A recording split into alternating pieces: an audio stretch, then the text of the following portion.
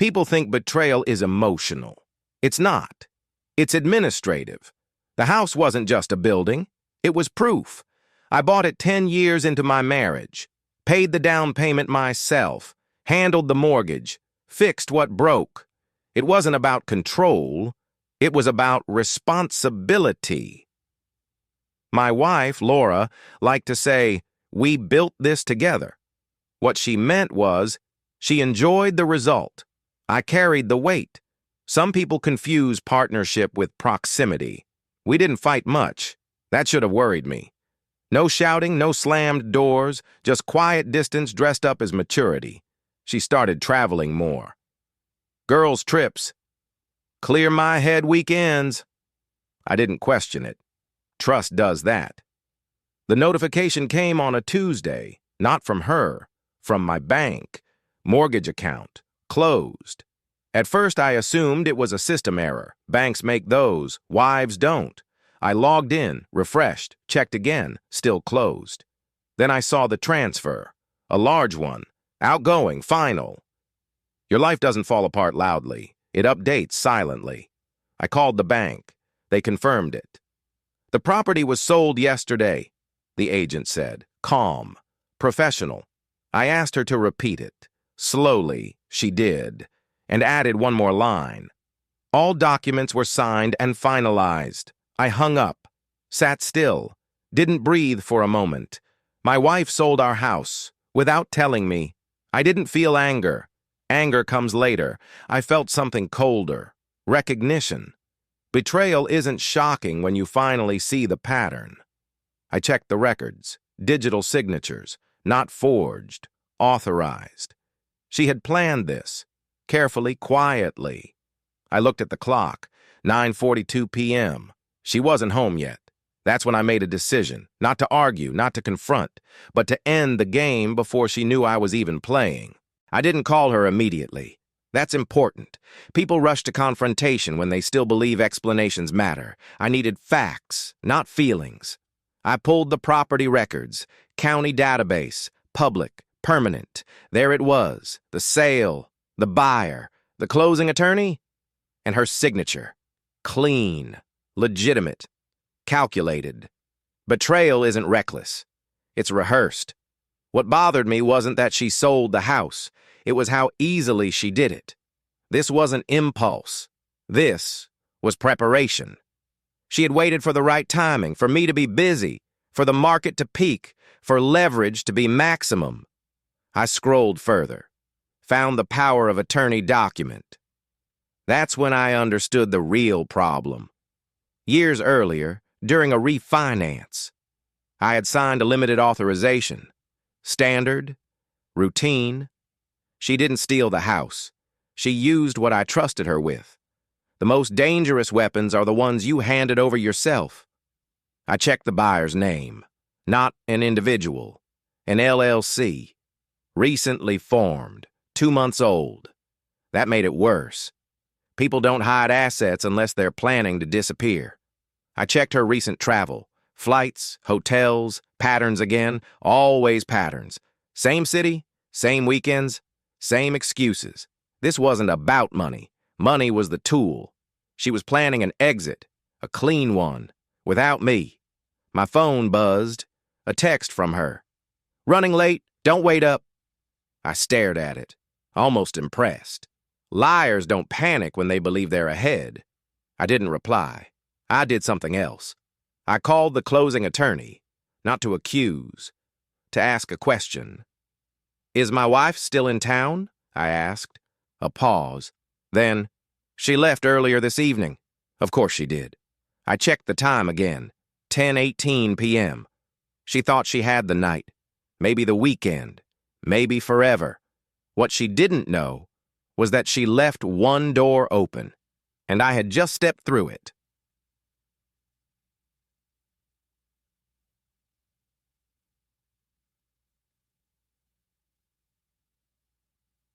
When someone thinks they've escaped, they stop checking behind them. That's the mistake. I didn't chase her. I didn't call her family. I didn't send angry messages asking why. Why is a luxury for people who still think they've lost. I did three things. Slowly. Precisely. First, I called my lawyer. Not to complain, to notify. Freeze everything, I said. Tonight. He didn't ask questions. He didn't need to. Men in his position know that timing matters more than emotion. Second, I called the bank again. This time, not customer service. Compliance. I explained the situation. Joint property. Undisclosed sale. Active marriage. Their tone changed immediately. Institutions don't react to betrayal. They react to liability. They flagged the transaction. Not reversed it. Flagged it. That distinction matters, because once something is flagged, it can't move freely. Third, I drove. Not home. To the house. The lights were off. The lockbox was still on the door. The sold sign leaned slightly to the left. I stood there for a moment, not angry, observant. People treat exits casually when they don't expect resistance. I called the buyer's representative, left a voicemail, short, professional. This sale is under dispute. You've been notified. That message alone changed the night. I sat in my car and waited. At 11:06 p.m., my phone rang. Her name. I didn't answer. At 11:09, again. At 11:14, a text. Why is the bank calling me? I smiled. Not from satisfaction, from confirmation. The moment someone panics is the moment they realize they were never in control. She called again. This time, I answered. Did you sell the house? I asked. Calm. Silence. Then breathing. Fast. She started explaining. Not denying. Explaining. She said it was temporary, that she meant to tell me, that it was for us. I stopped her. You sold our house, I said. At night, without a word. Another pause. That's when I told her the truth. The sale is frozen, I said. The money can't move, and neither can you. Her voice cracked. You ruined everything, she said. I corrected her. No, I said. I ended it. She didn't understand yet. That would take time. I hung up, turned off my phone, and drove home. Because the game she thought was over.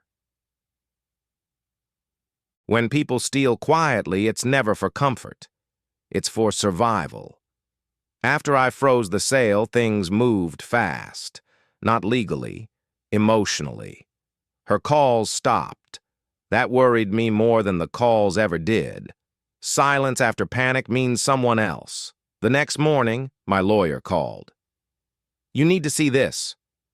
He forwarded documents from the closing attorney, not about the house, about the buyer. The LLC wasn't random, it was connected. A man's name surfaced, not public, but familiar. An investment advisor, which is what people call someone when they don't want to say gambler. Debt, unsecured loans, short-term cash advances. My wife didn't sell the house to leave me. She sold it to pay something off. Betrayal for freedom is emotional. Betrayal for debt is desperate. I pulled credit reports, joint accounts, accounts I didn't recognize. There it was, hidden, maxed, growing. She wasn't planning an escape. She was trying to outrun a collapse, and she needed liquid cash. Fast. That's why the sale was rushed. That's why it was secret. That's why it was final. I realized something then. If the money had gone through, it wouldn't have stopped there. People who sell homes in secret don't stop at houses. They move on to identities, signatures, anything that still has value. I called her one last time, not to argue, to confirm. Who is he? I asked. She didn't pretend. She cried. That was answer enough. Tears don't mean regret. They mean exposure. She admitted it. The debt, the pressure, the threats. She said she was scared, that she didn't know what else to do. I believed her. That didn't change anything. Because fear explains actions. It doesn't excuse them. I told her one thing. You didn't trust me with the truth, I said. So you don't get to trust me with the cleanup." Her voice dropped. She understood what that meant. This wasn't about saving the marriage anymore. This was about stopping the damage. Once the truth is exposed, events stop moving slowly. They move correctly. My lawyer didn't threaten, he acted. The sale dispute became formal, filed, documented, time-stamped. That changed everything. The buyer backed away immediately. LLCS don't fight sunlight. The bank escalated. Joint asset fraud review. Marital consent violation. Serious words, permanent ones. Money doesn't care about intentions. It cares about authorization. Her accounts were frozen next. Not by me. By process. That's the part people never understand. I didn't destroy her. I stopped protecting her. Creditors started calling her, not yelling, collecting. She tried to fix it, sell other things, borrow more. Too late. Because once exposure happens, no one wants to be last in line. Her advisor vanished. Of course he did. Men like that always do. The debts didn't. She asked me for help. Not directly, through apologies, through fear, through regret. When people ask for mercy, they're really asking for insulation. I told her the truth. "I'll cooperate legally," I said, "but I won't cover you." She broke down then. Not dramatically. Quietly. That's what real fear looks like. The house sale was voided, returned, unmoved. But the marriage wasn't. By the end of the week, she had moved out. No argument, no fight, just paperwork. And distance. Some endings don't need closure. They need separation. I didn't celebrate. I didn't feel relief. I felt alignment. Because for the first time in months, nothing was leaking. The damage had stopped. And that's when I understood something final. She didn't lose because I was smarter. She lost because she chose secrecy over partnership. People think endings are dramatic. They're not. They're administrative. After the house was returned and the accounts were frozen, life didn't explode. It narrowed. Lawyers handled timelines. Banks handled numbers. Silence handled the rest. She didn't fight the divorce. Didn't argue terms. Didn't pretend anymore. When deception fails, cooperation suddenly looks reasonable. We stopped speaking. Not out of hatred. Out of clarity. I stayed in the house. Not because I won. Because it never left me.